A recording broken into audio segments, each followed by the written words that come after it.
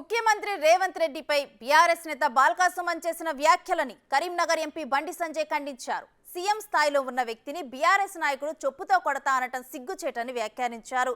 కేసీఆర్ కుటుంబం బీఆర్ఎస్ నాయకుల అహంకారానికి ఈ వ్యాఖ్యలు నిదర్శనమని తెలిపారు. బీఆర్ఎస్ నేతలు తమ తీరుని ప్రతి ఒక్కరూ ఖండించాలని, గులాబీ నేతలు తమ భాషను మార్చుకోవాలని బండి సంజయ్ హితబోధ చేశారు.